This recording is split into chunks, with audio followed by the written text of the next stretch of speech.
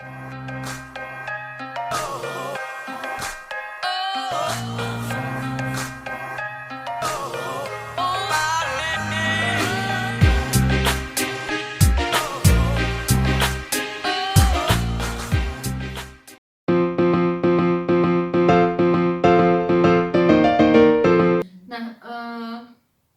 kalau di sini kan bayar pajak ya kalau PhD employee itu. Kalau di sana bayar pajak gak? Sama-sama. Sama ya, oke. Bedanya kalau di Belgia juga ada tuh yang kategori PhD-nya dia bukan employee tapi student. Itu untuk biasanya beberapa kasus yang dia di-hire sama universitas,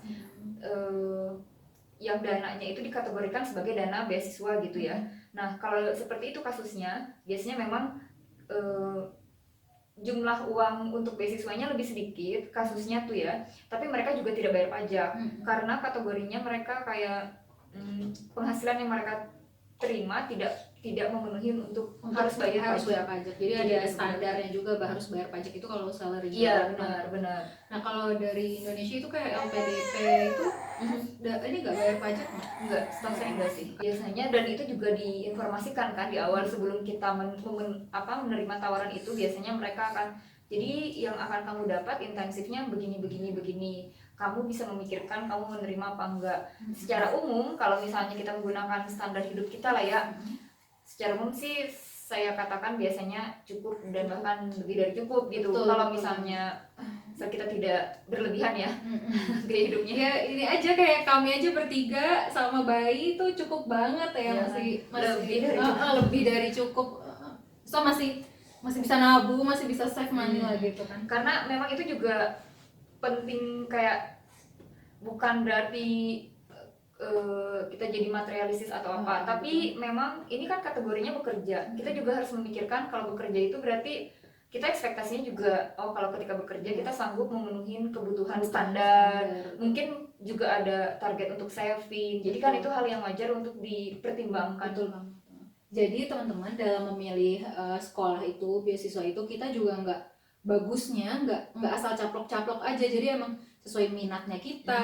Terus minat itu dalam artian misalnya kayak Mbak Nurka bagian kimia misalnya, terus nanti kan ada terbagi-bagi juga, misalnya kita suka nggak sama projectnya itu kayak gitu ya.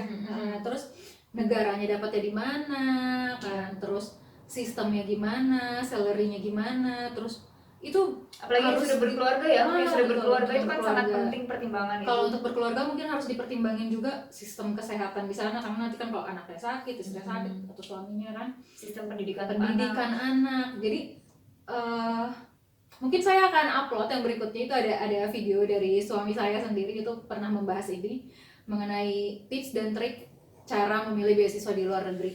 Nanti kita akan bahas itu.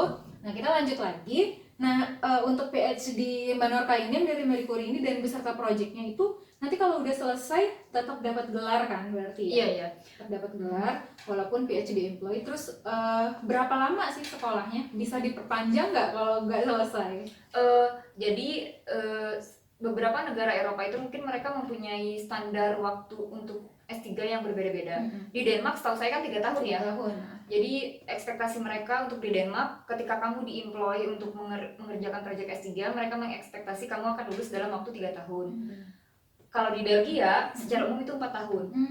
Jadi mungkin kamu bisa, saya pernah menanyakan di Indonesia 4 tahun ya? 4 tahun atau bahkan ada yang 5 tahun ya, tergantung sih. Kalau sebelumnya saya juga menanyakan nih sama profesor yang menjadi promoter untuk proyek ini yang di Belgia, biasanya memang 4 tahun ya kalau di Belgia. Iya, kata dia secara umum itu 4 tahun. Mungkin kamu bisa lebih cepat kalau kamu pengen lebih cepat, dengan asumsi kamu memang menyelesaikan target proyek gitu. Mungkin kayak 3,5 tahun, tapi jarang yang 3 tahun. Jadi secara umum 3,5 tahun atau 4, tapi secara umum banget generally itu 4 tahun sih kalau di Belgia. 4 tahun. Di Jerman kayaknya juga 4 tahun ya. Atau 3 tahun saya lupa. Jadi tapi memang bervariasi antara 3 tahun sama 4 tahun kalau di Eropa. Jadi itu kalau belum selesai bisa perpanjang nggak itu? Kalau di kasus saya 4 tahun itu ekspektasi sudah selesai. Sudah maksimal. Kalau misalnya kamu memperpanjang itu masih diperbolehkan biasanya, tapi itu mereka sudah tidak memberi funding untuk menggaji kita lah gitu. Iya, Jadi dana untuk proyek itu sudah selesai dalam 4 independen tahun. aja habis itu ya. Mungkin kan bisa jadi ada teman-teman bisa jadi kayak telat nulis tesis dan dia harus memperpanjang sekian bulan. Biasanya itu masih diperbolehkan, tapi memang tidak ada lagi dana tambahan gitu. Dan kalaupun memang memperpanjang itu biasanya harus ada alasan tertentu gitu, kayak misalnya kalau kasus ini suami saya kemarin kan karena lahiran, lahiran harus nemenin saya, harus nemenin bayinya, itu boleh perpanjang sekitar 3 bulanan kayak gitu. Tapi kalau nggak ada kasus ya udah independen aja di situ ya. Dan mereka juga punya ketersediaan batas ketersediaan dana gitu ya untuk proyek tersebut gitu.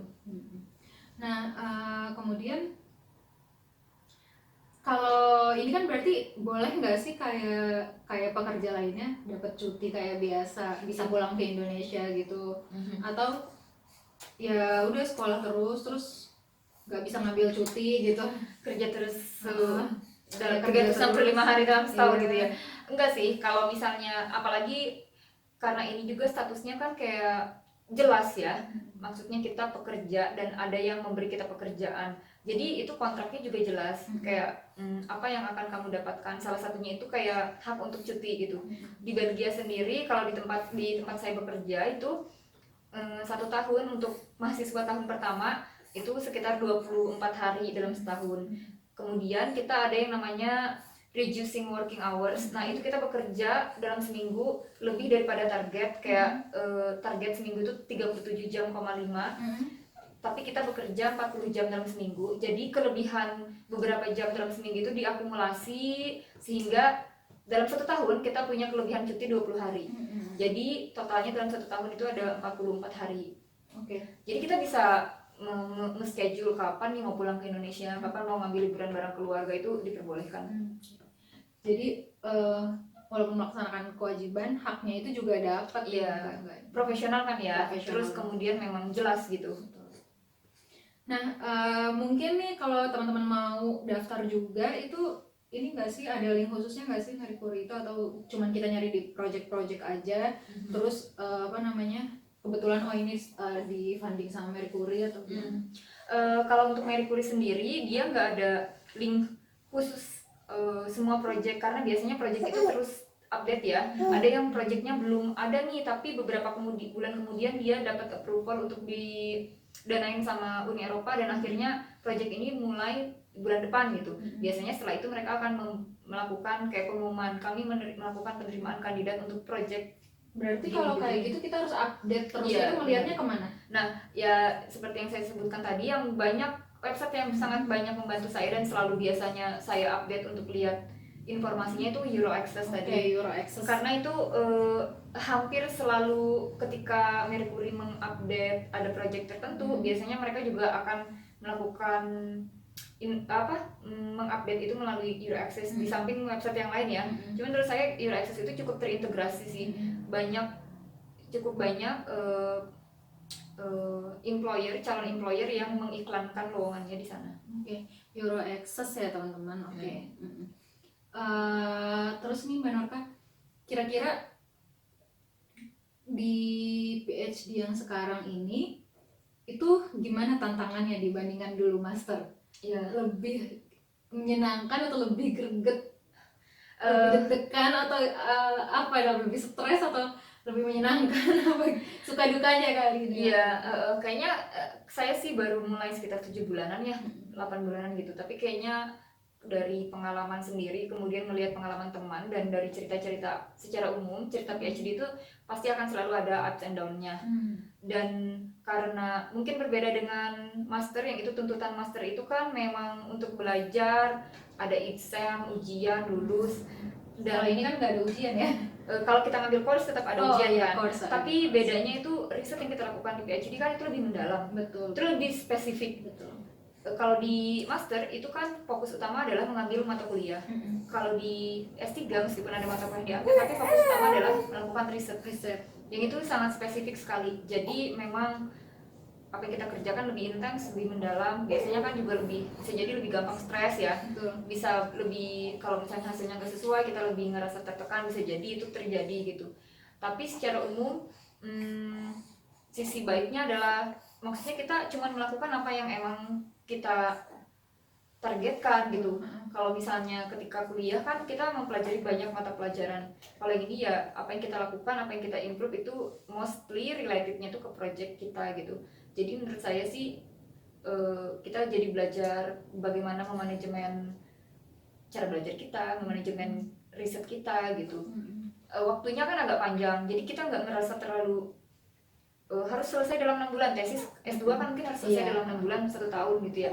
Kalau ini kan kayak 4 tahun, 3 tahun, meskipun panjang tapi kita memang tidak bisa terlena, tapi kita juga kayak punya waktu cukup banyak untuk text time, belajar, memperdalam gitu. Nah, selain ngerjain project tersebut itu ada syarat nggak sih untuk lulus itu nanti untuk dapat gelar itu apa gitu syaratnya? Terus harus publish berapa kayak gitu? Iya, jadi nah itu juga subjektif, syarat itu subjektif terhadap kampus masing-masing ya dan negara masing-masing. Kalau di Denmark setahu saya untuk S3 yang di-employ, yang di-hire gitu, itu ditargetkan untuk menyelesaikan 3 paper kan dalam waktu 3 tahun. Kalau di Belgia itu masa studi 4 tahun, itu target paper dari kampus sebenarnya yang paper dari di jurnal 1, kemudian paper conference beberapa, saya lupa tepatnya beberapa gitu, sama harus menghadiri beberapa conference internasional. Terus yang terakhir itu menghadiri aja nggak ada yang menghadiri, terus ada juga conference paper mempresentasikan paper di conference, itu juga diterima sebagai paper gitu. Tapi paper yang di jurnal itu minimal harus 1. Harus ini nggak kayak Q berapa? Harus Q1 apa? Saya lupa ya kalau di Belgia, tapi mereka seingat saya tidak mencantumkan secara spesifik. Tapi memang yang harus di ini ya, komunitas yang harus diakuin gitu. Mungkin ada ya, saya cuman kurang nggak inget sih detailnya gimana. Tapi memang itu biasanya berbeda-beda. Kalau teman di Finland juga ada yang teman PhD di Finland itu, mereka di Finland juga durasinya 4 tahun, diekspektasi untuk lulus dengan paper 4 gitu. Jadi 1 tahun 1 paper gitu. Jadi beda-beda sih. Jadi ya jadi pertanyaan Mutia adalah apa aja syaratnya supaya bisa lulus. Selain memang kita menyelesaikan target project tesis kita, riset kita, itu biasanya juga dari kampus mensyaratkan kita mengambil mata kuliah tertentu sekian kredit gitu. Course-nya ya. Course itu beda-beda juga. Ada juga kampus yang menyaratkan kita melakukan tugas administrasi kayak mengajar. Ada yang suruh ngajar. Terus ya tadi ada juga yang kayak harus menghadiri conference, ngasih seminar di conference atau publish gitu. Betul. Jadi sebenarnya sama juga ya teman-teman, kayak maafin ya Rozain. Hey. Jadi teman-teman syaratnya itu beda-beda tergantung dia fundingnya dari mana, projectnya apa, kampusnya di mana, negaranya di mana ya, dan semuanya beda-beda.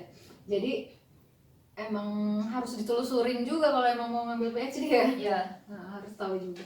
Oke deh, segitu aja. Mungkin yang terakhir ada pesan dari Mbak Nur kan nih untuk bisa lebih memotivasi teman-teman untuk lebih punya motivasi untuk memiliki pendidikan yang tinggi nih kayak Mbak Nurka nih, dari Kalimantan menuju Denmark dan Belgia. Iya, kalau misalnya ya bagi teman-teman yang tertarik mungkin melanjutkan pendidikan entah itu ke jenjang S2 atau S3 gitu ya, memang yang paling penting sih menurut saya mencari informasi yang terkait gitu, karena kan sebenarnya peluang itu banyak dan bahkan jauh lebih banyak daripada yang kita tahu. Kalau misalnya kita mengupdate informasi terus, mungkin akan ada yang kayaknya aku nggak qualified nih untuk mendaftar program ini, kayaknya misalnya ada dia mensyaratkan IPK lah, atau dia mensyaratkan misalnya harus TOEFL segini gitu. Tapi kalau bisa jadi kita dapat peluang di beasiswa yang lain. Tapi dengan kita mencari informasi sebanyak mungkin kan peluang itu semakin lebar ya, terbuka ya. Dan kalau aku sama sih triknya, entah itu waktu S2 maupun S3, triknya ya aku mendaftar aja ke beberapa tempat, nggak mengharuskan harus di kampus atau tempat ini gitu.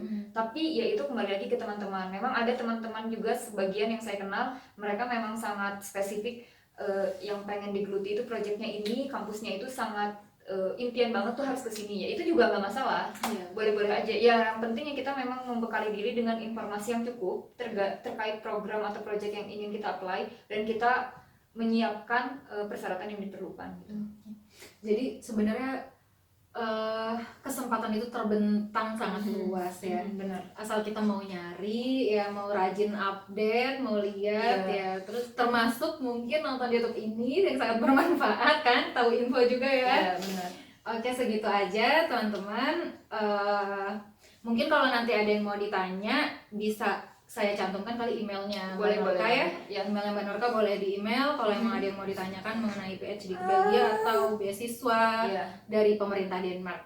Oke, segitu aja. Semoga channel ini bermanfaat.